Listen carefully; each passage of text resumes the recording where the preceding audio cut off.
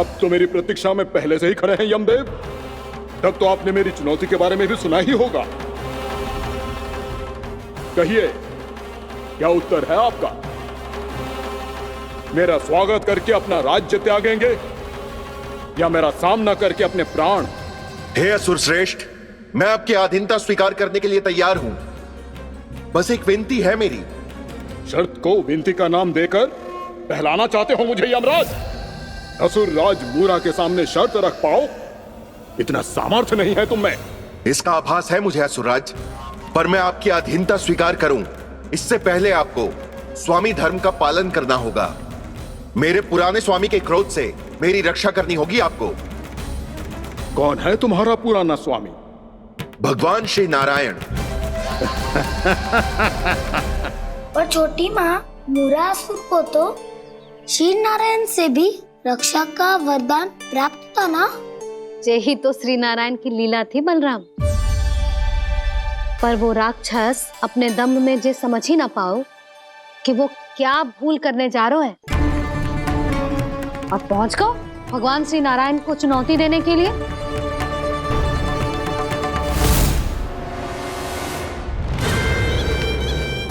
वहीं ठहर जाओ असुर राज मूरा।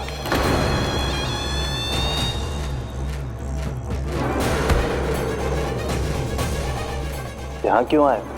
आपको पराजित करने और ये वैकुंठ जीतने,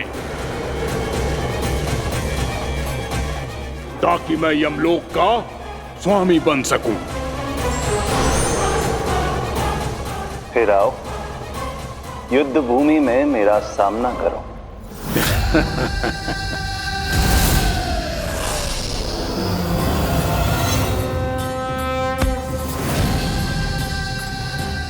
ये नहीं जानते कि इनसे ना हारने का वरदान तो मैं पहले ही प्राप्त कर चुका हूं।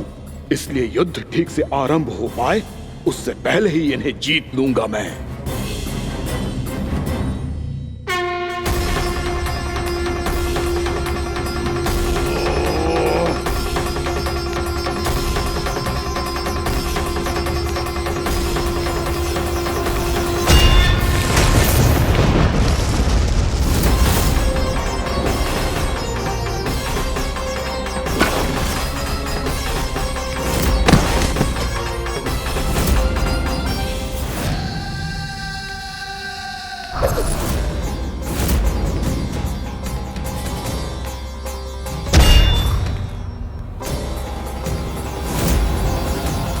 और इस प्रकार जे युद्ध वर्षों वर्षों तक चलता रहो।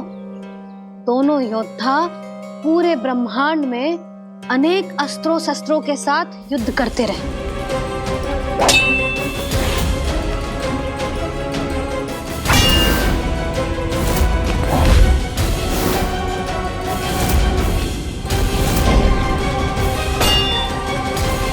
फिर क्या हुआ मैया?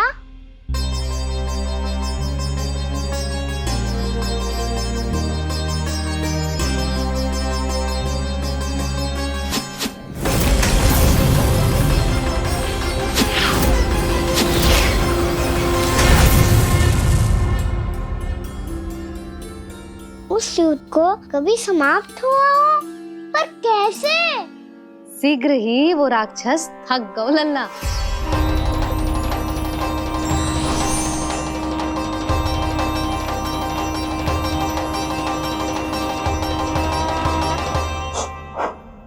खड़े खड़े देख क्या रहे हैं नारायण? आक्रमण कीजिए, वध कर दीजिए मेरा।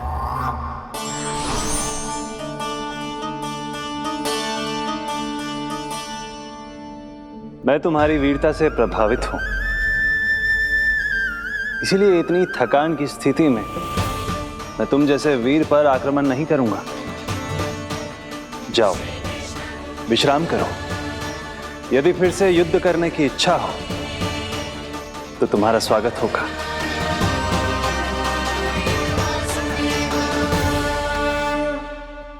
जे कह के श्री नारायण बद्रिका आश्रम चले गए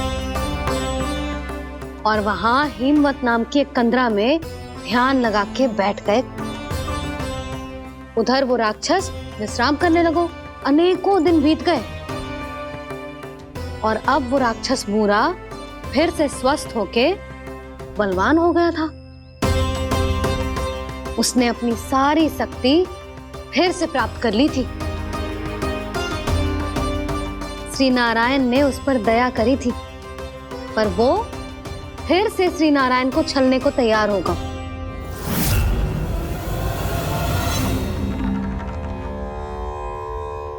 ध्यान में बैठे बैठे श्री नारायण योग निद्रा में चले गए,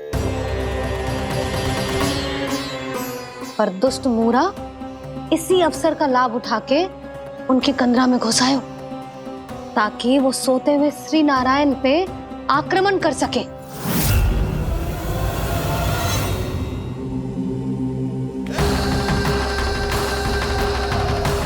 आज इस लंबे युद्ध को जीतकर अपने इस अंतिम शत्रु का भी अंत कर दूंगा मैं।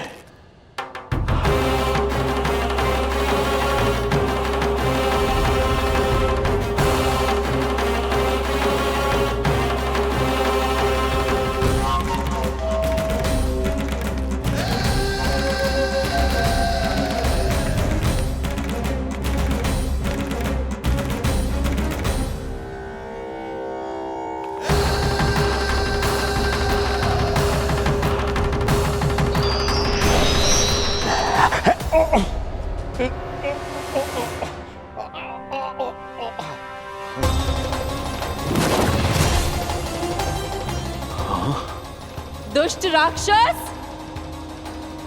प्रभु ने तुझ पर दया की, तुझे संभलने का अवसर दिया।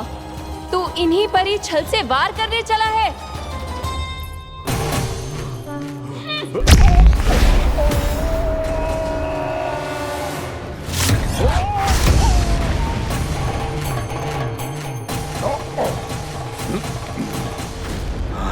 मैं अजय हूँ, मुझे कोई पराजित नहीं कर सकता। ब्रह्मा का वरदान है मुझे। तूने नारायण से अपराजय होने का वरदान मांगा था मूर्ख, उनकी शक्ति से नहीं। ध्यान से देख, मैं तेरी मृत्यु हूँ, मृत्यु।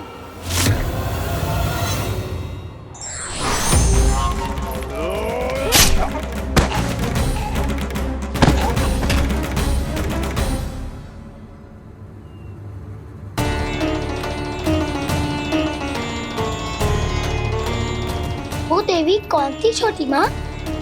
और कौन बलराम, वही तो थी देवी एकादशी।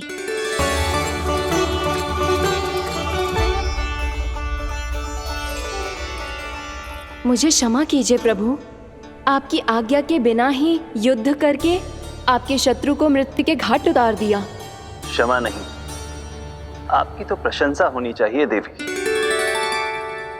असुर राज को मारकर आपने सभी देवताओं को मुक्त करवाया है। इस पापी के अहंकार से तीनों लोकों की रक्षा की है आपने।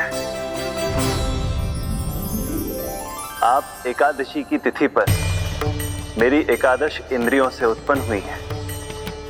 इसीलिए मेरे सभी भक्त आपको उत्पन्न एकादशी के नाम से जानेंगे।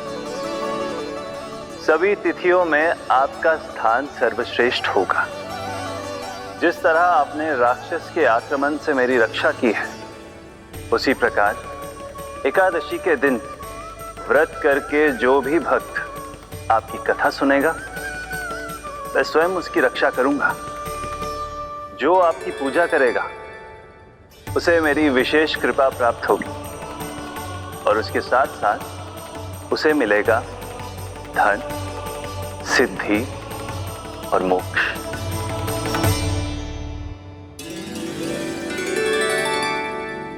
इसीलिए आज के दिन व्रत रखने का बहुत अधिक महत्व होता है। बोलो एकादशी मैया की जय। बोलो श्री नारायण भगवान की जय।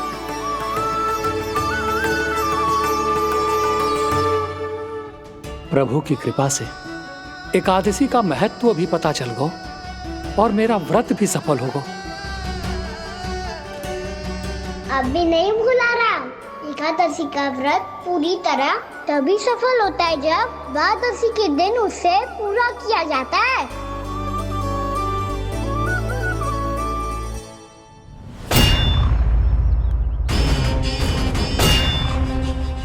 आवश्यक है आपको यह आभास होना कि उस विष्णु अवतार को पराजित करने के लिए आपके साधारण योद्धाओं में वो सामर्थ्य नहीं है। वो विष्णु अवतार कुछ अधिक ही असाधारण है।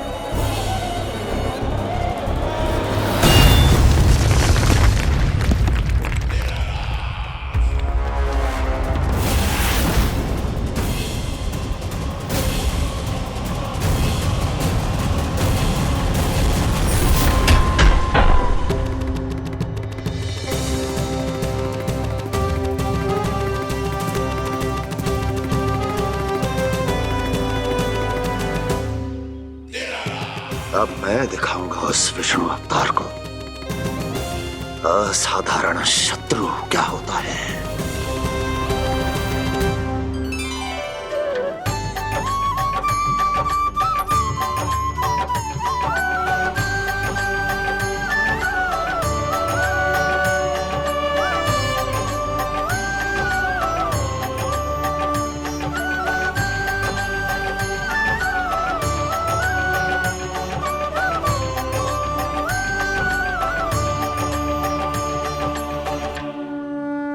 कंस मामा अधीर हो रहे हैं, पर मैया ने मुझे अभी तक बाहर जाने की आज्ञा नहीं दी है। अभी उन्हें किसी और राक्षस को यहाँ भेजने से रोकने के लिए मुझे ही कुछ करना होगा।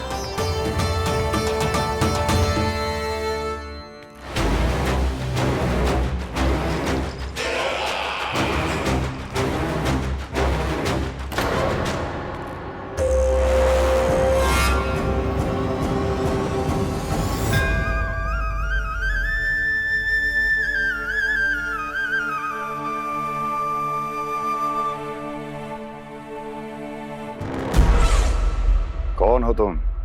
बचपन से ही मुझे मारने का सपना देख रहे हैं, फिर मुझे ही नहीं पहचानते।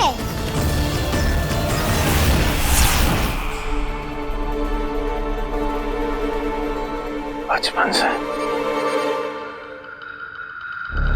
विष्णु अवतार। कोई कान्हा बुलाता है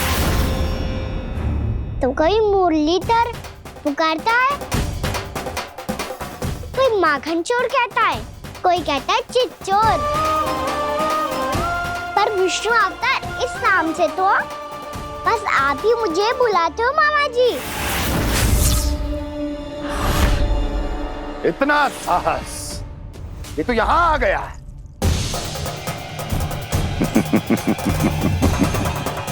यहाँ आ तो गया तू विष्णु अवतार, किंतु यहाँ से जीवित नहीं जाएगा। तेरे इस शीश को तेरे धड़ से अलग कर दूंगा मैं।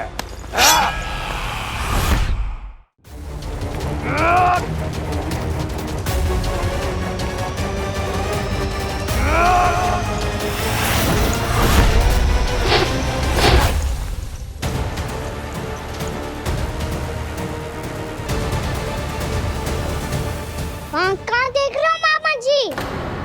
मैं तैयार हूँ।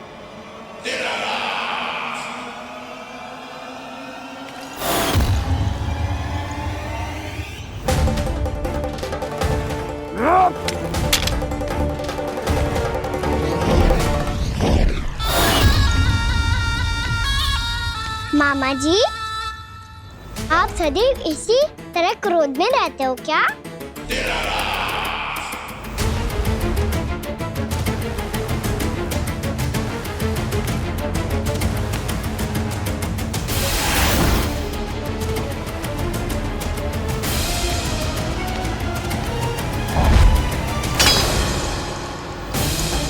छोड़, छोड़ मेरी तलवार को।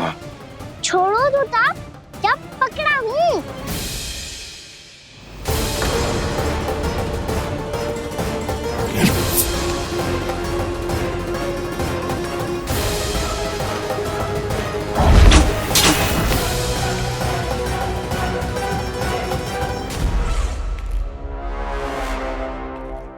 मामा जी,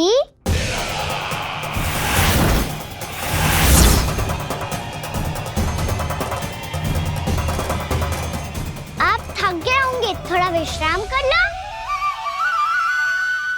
का तो पता नहीं, मैं अवश्य थक गया हूँ।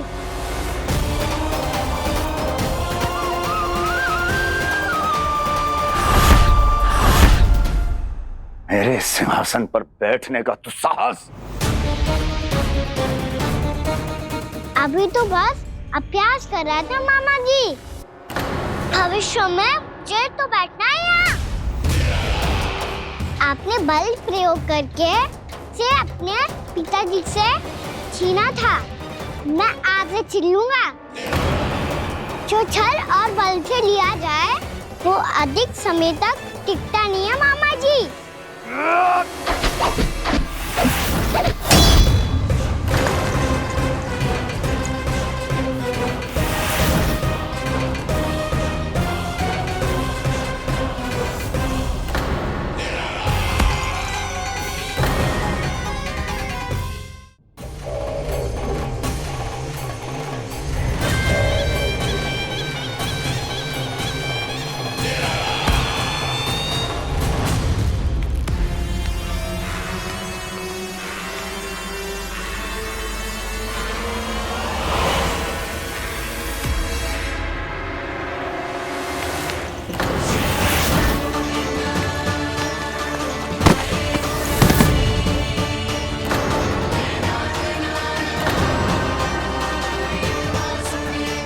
शीघ्र ही आपको ये सिंहासन छोड़ना होगा।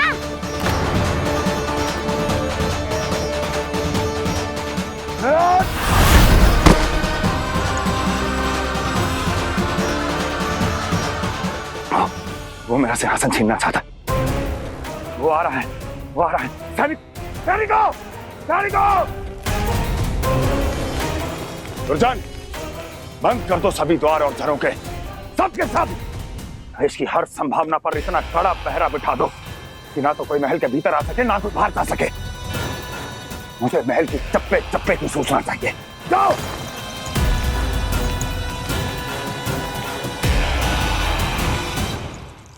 सिंहासन।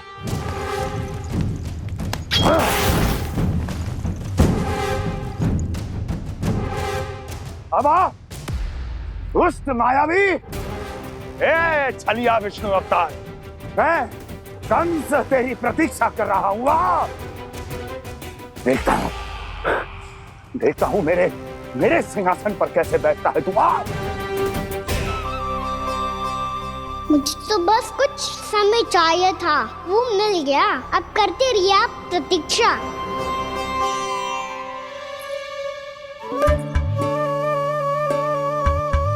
जी अपने आप से बातें क्यों कर रहे हैं जी?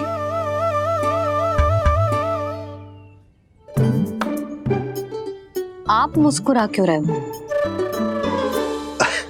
ना कछु ना। बताओ क्यों मुस्कुरा रहे हो? तुम ही पर गए जी। जब तुम व्रत करती हो तो तुम भी ऐसा ही करती हो। इसी प्रकार भूख अधिक लगने पर अपना ध्यान भटकाने के लिए स्वयं से ही बड़बड़ाती रहती। होगा। आपको तो बस मेरा उपहास उड़ाने के लिए बहाना चाहिए।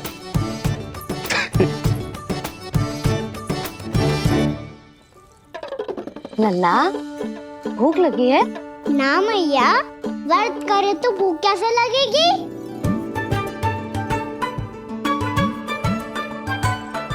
यदि लगी हो तो छोटे बालकों को थोड़ी बहुत भूल चूक क्षमा होती है। कछु ना तो फल तो तू खा ही सकते है। अब तो पूरे नियम और विधि विधान से व्रत तोड़ूंगा।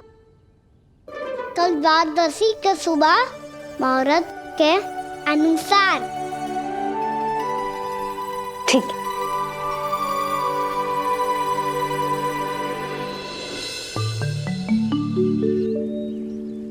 लल्ला, एकादशी समाप्त हो गई है, द्वादशी लग गई है। अब तू व्रत तोड़ सकते है।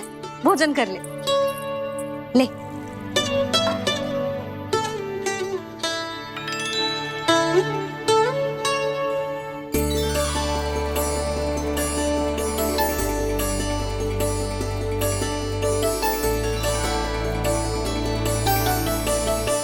आज तो कार्य कर लीजिएगा। मैं ना चाहती कि सब गांव वाले फिर से आपका उपहास उड़ाएं। अरे, इसी क्षण कार्य आरंभ करना आवश्यक ना है। कुछ खा तो लो।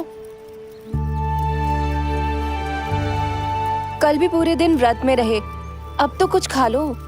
ना ना, अभी बिल्कुल भूख ना है। और हाँ भगवान, तुम्हें चिंता करने की आवश्यकता नहीं है। आज मैं किसी को भी 2 शब्द कहने का अवसर नहीं दूंगा। अरे कुछ खाओगे पियोगे नहीं तो कैसे रहोगे?